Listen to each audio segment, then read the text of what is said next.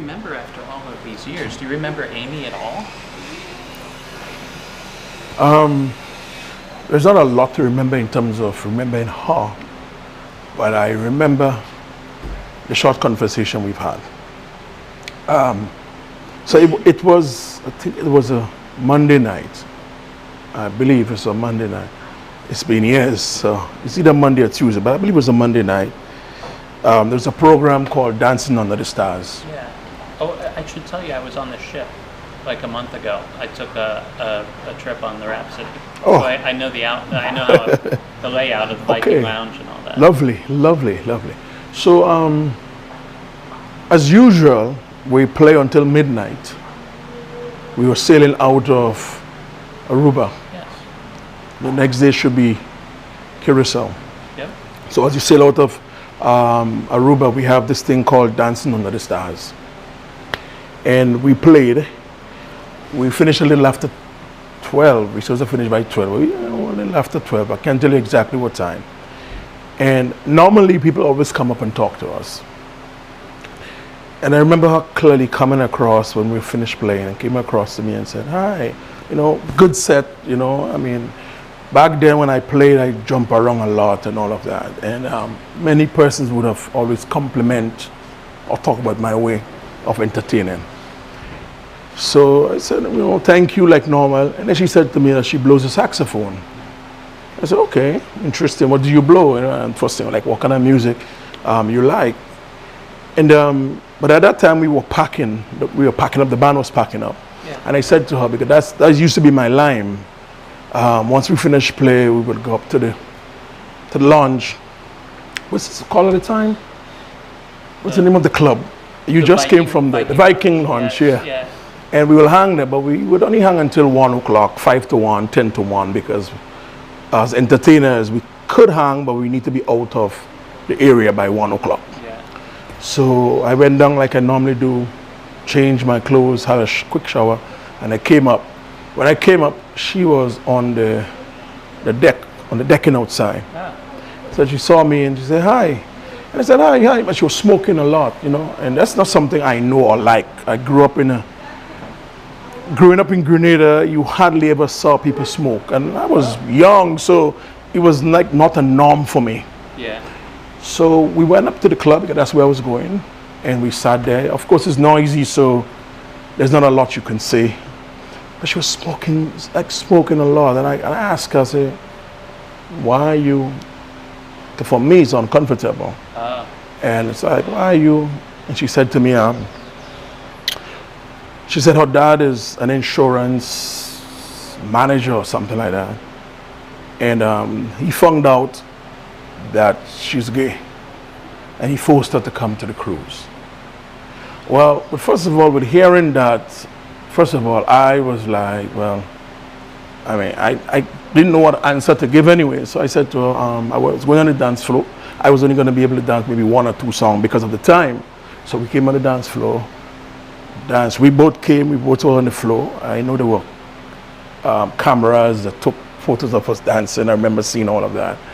And about 5 minutes to 1, I said, look, I have to go. I've got to be out of passenger area. And I left. That was my last conversation. And that was the last time you saw her? Last time I saw her. What was your response when she told you she was gay? That's not something I'm used to. Yeah. So I really did not know. I just thought it was wrong that they would have forced her to come, on the cruise because if I know that she was gay. But there was not much I could even say about it because it's not something I was used to. Yeah. So I just left it as, How do you feel about that in general? I have an adopted brother who's gay. And I have some friends who's gay. Yeah. And on the cruise ship, there were some musicians who were really close to me that was gay. But I remember telling one of them, we can be friends. We can talk. Once you're going to keep it appropriate. Yeah. Because this is not something I am used to. I mean, I grew up in church as a little boy. And we never talked too much about these things in church as little children. But we knew that it was not something that we will do or we should get ourselves involved in. And as a young boy at that time, didn't know how to relate to anyone like that. So I had friends, but we would talk, we would play music together. On the ship we would talk, but I would not be in the circle so much because that was like kind of different to me. Why do you think she told you that? I think because I asked why she was smoking. Maybe she wanted me to know. I don't know. But all I can say that was her reply to me. Oh, that it for was the like reason she why. Was smoking because of the stress. Of yes, yes. So to me, that's the reply from the question I asked because he was smoking here. Really and truly, I would have rather not be there. So that's why I asked, why are you smoking like that? Because it was like what you call a chain. Once you've done it one, another one was lit. Another one was lit. While we were there, maybe about 3 cigarettes was lit at the same time, one after the other one, you know. But it was not enough time because the person I am, I like to console people. I like to talk with people. Yeah. There was not enough time. Maybe if the following day I would have seen her, maybe I would have. You know, what's with, so there were these two women that were recently interviewed that were there on that cruise too, that they thought they saw Amy and you head back up to the Viking Lounge after it closed. No, it didn't happen. First of all, the keys that we use, and I did not even know that until this thing happened. The card keys that we use for our doors to go into the room. So once I went down and we went into my room, it would read the time you came in. And I never really knew that. As I said, I was a young boy. All this technology was not known to me. Yeah. You know. So they knew when you went back to your stateroom. I only got to know that the following day, and this is how I know. The hotel manager, the morning around 7 o'clock, I was awakened by a call by the hotel manager, and he's asked me, say, Douglas, do you have a woman in your room? It was forbidden. Yeah. It was forbidden bringing them in our room, going in our room. It was forbidden dating. And I'm going to be very straight with you. In my life, I've been in the Royal Caribbean for a little over 5 years, and I've sit and talked with a lot of people, and we've made dates and stuff like that. But of course, 1 week, nothing could, you know. Yeah. So he asked me the question, and I said no. And I asked, like, why? He said that the woman you were talking to last night at the club, we can't find her. So I said, okay. And he said, all right, I will call you back. The phone was hung up. Matter of fact, he told me, don't leave the room, but he will talk to, you know. Wow. And it's, a matter of fact, right after that, from what I know, they ground the ship shortly after that, close it up, nobody can go out, nobody can come in. And this is when the investigation started, is when I realized that they could have checked the time I went into my room. Yeah. Because I did not know that. So I'm not allowed to be back out of my room until in the morning period. Yeah. So once I clock in at 1, sometimes I might have gone downstairs sometimes. Normally we would go downstairs, and if I'm hungry, I will go to the crew mess and all of that, and then clock in, you know. But once I got in, I'm in. I did not come back out until I got that phone call. And then I was told, don't leave the room. Matter of fact, was both of us in the room, one of the other musicians. So each room, we were 4 musicians at the band. So each 2 in one room, 2 in another room, on bunk beds. So Oscar Alexander was the guy there with me on the top. I was at the bottom. Oh, so there was another guy in the room with you too? Yeah. Wow. Yeah, Oscar Alexander. And that was it. Then came the FBI. Yeah. They ground the ship. Did you have to take a lie detector test, or was they? Again, I go back to my innocence of these things. So of course, every person who would have interacted with her, the people who cleaned the room, the people who served her dinner, everybody was interrogated. I was put all of these things on me, and maybe did 1 or 2 or 3 because the sessions went on and on and on and on and on. Lie detector tests. What did they say to you afterwards? Well, at that time they did not say anything much to me. They took the stuff off and they released me. But then It was followed up by a woman called Sherry, and I'm sorry, she left her card with me, but that's years ago. Yeah. Sherry was an FBI agent. Yeah. She came to Grenada, Oh, wow. met me at a hotel, and interviewed me a couple times. And at the last time she spoke with me, she said to me, "Listen, you are clear from this." She said That's to me, gotta be good to hear. well, of course. I mean, I was not really worried because I know that I don't know anything about all of this. But at the same time, I was a bit nervous because this is a new thing for me. This is my name being mixed up in something that I don't know about, and I'm not used to this. Listen, my life has been, I've lost so many opportunities Because of this? because of this. How?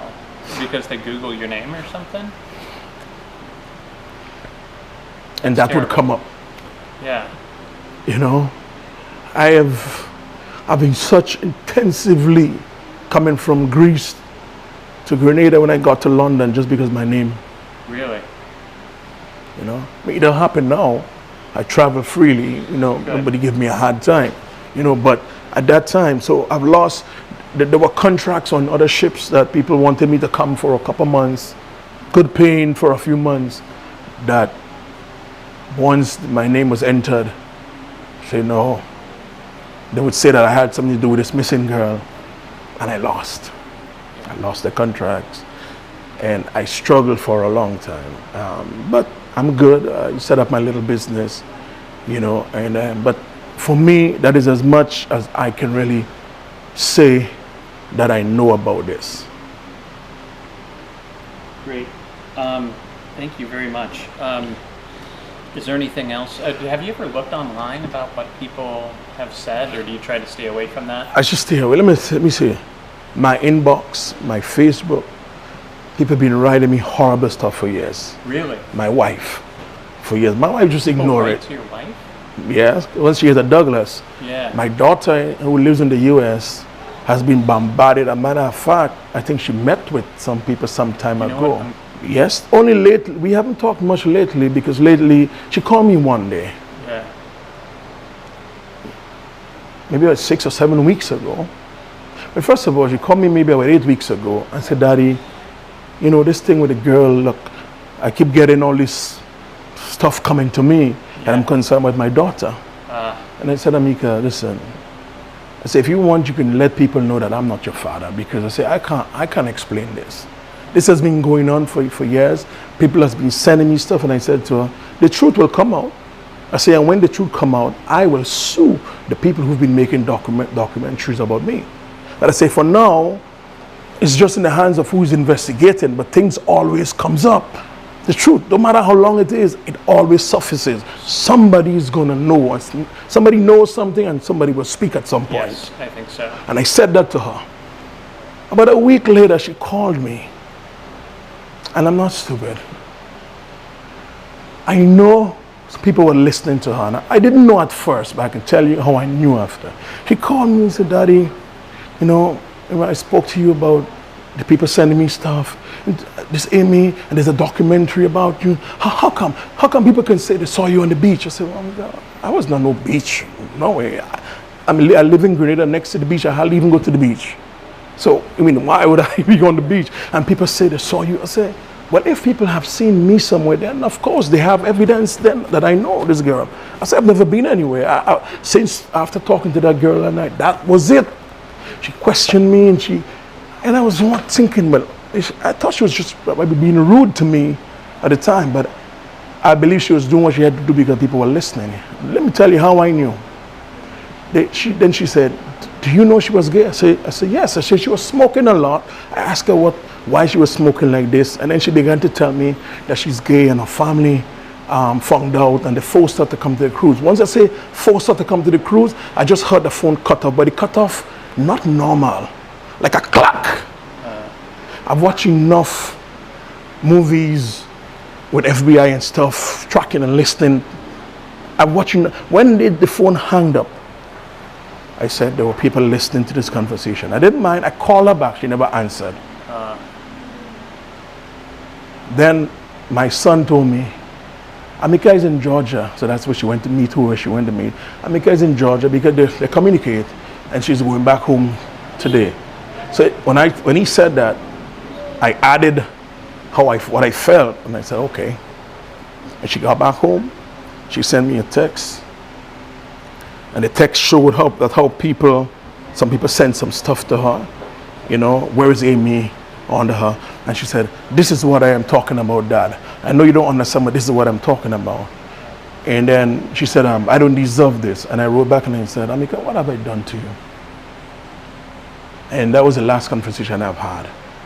She hasn't got back to me, and I decided I'm leaving. I am the kind of guy who like to let things cool off. So I just left her. I'm waiting on her because I know she's going to reach out at some point and say, "Dad, I'm sorry. I know it's going to come to pass somewhere. Whoever knows, somebody knows." Who is Alistair Yellow Douglas? And why is he important in the Amy Lynn Bradley situation?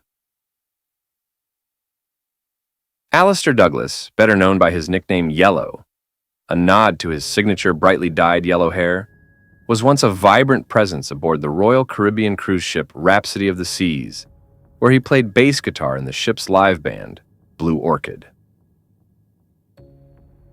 When Amy Lynn Bradley vanished in the early hours of March 24th, 1998, during what should have been a dream family holiday, surveillance footage and multiple eyewitness testimonies placed her with Douglas in the ship's nightclub just hours before her disappearance. The two were seen dancing closely at the disco, and reports suggest they were also spotted together on the ship's upper deck after midnight.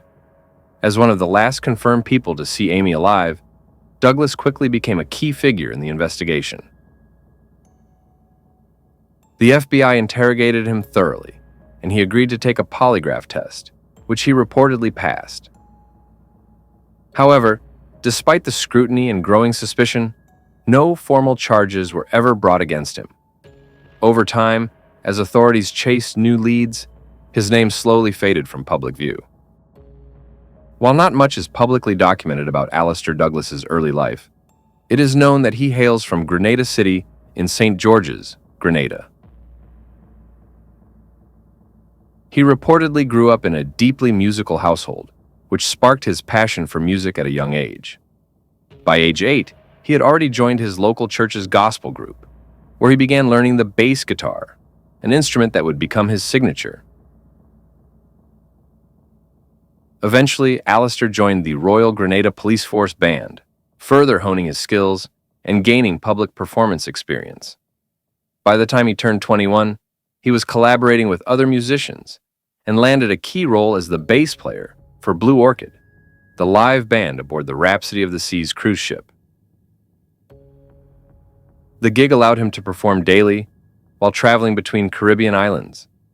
Off-duty, he also played in venues across Grenada, Trinidad, and St. Lucia.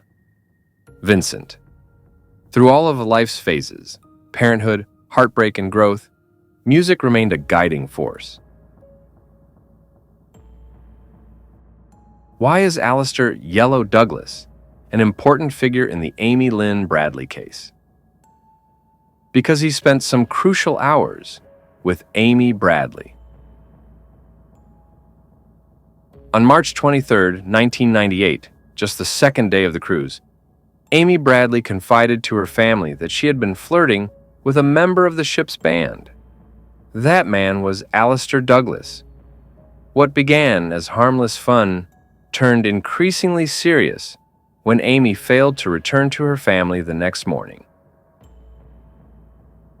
Amy's brother recalls her returning to their cabin and casually mentioning that the bass player had made a move on her, though she didn't seem too disturbed by it. Nevertheless, video footage from the nightclub confirmed the pair dancing together that night, providing crucial insight into her last known hours. Her father awoke between 5 and 5:30 a.m. and briefly saw Amy asleep on a balcony lounge chair. But by 6 a.m., she had vanished. Her sandals were left behind, the balcony door stood open, and her clothing was still draped over a nearby chair. Two women who were at the disco with Amy and Yellow later reported seeing them together on the upper deck at 5:30 a.m., Just minutes later, they saw Yellow again, this time alone. Douglas admitted to flirting with guests as part of his role to make them feel welcome, but he denied any involvement in Amy's disappearance. While he agreed to a polygraph test, it was ultimately deemed inconclusive.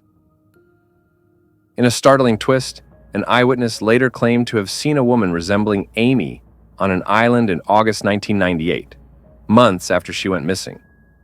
That same witness said she was accompanied by a man who looked exactly like Yellow, who allegedly refused to let her speak.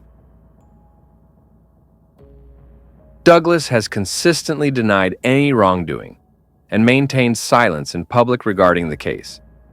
His refusal to comment further has only fueled speculation, but no concrete evidence has ever tied him definitively to Amy's fate. Why is Alistair Yellow Douglas an important figure in the Amy Lynn Bradley case? Because he spent some crucial hours with Amy Bradley. On March 23, 1998, just the second day of the cruise, Amy Bradley confided to her family that she had been flirting with a member of the ship's band. That man was Alistair Douglas.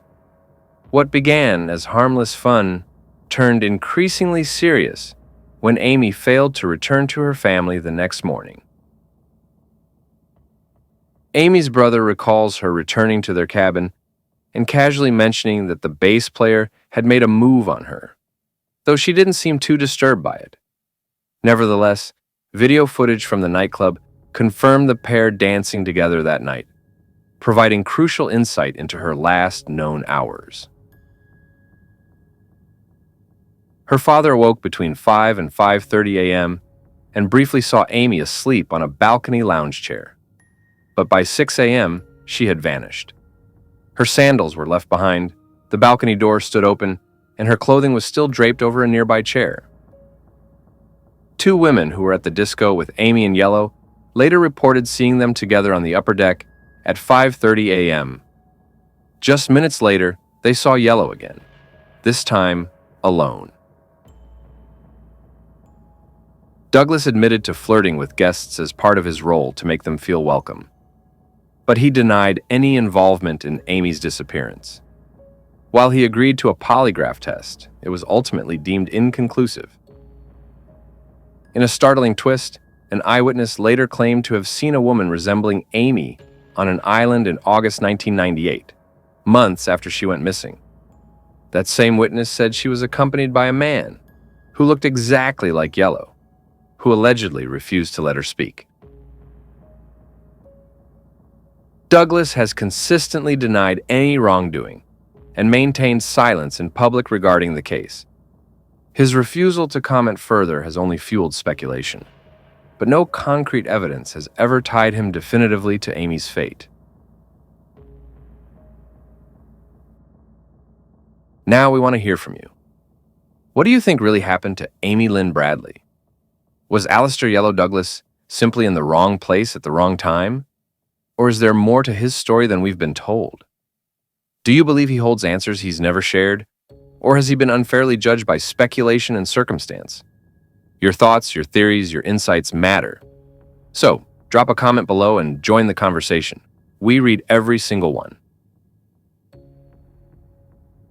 This case has haunted the true crime community for over 2 decades. There are still too many loose threads, unanswered questions, and moments that don't quite add up. And as we've seen time and time again, it's often the pressure from everyday people, online communities like ours, that keeps cold cases alive. We'll continue tracking any developments surrounding Amy's disappearance and those connected to it, including Reverend Christopher Douglas. If any new leads emerge, or if more light is ever shed on that fateful night in March 1998, you can be sure we'll bring it to you right here. So if you haven't already, be sure to subscribe, tap that notification bell, and stay locked in. This story isn't over, because until the truth surfaces, we'll keep searching.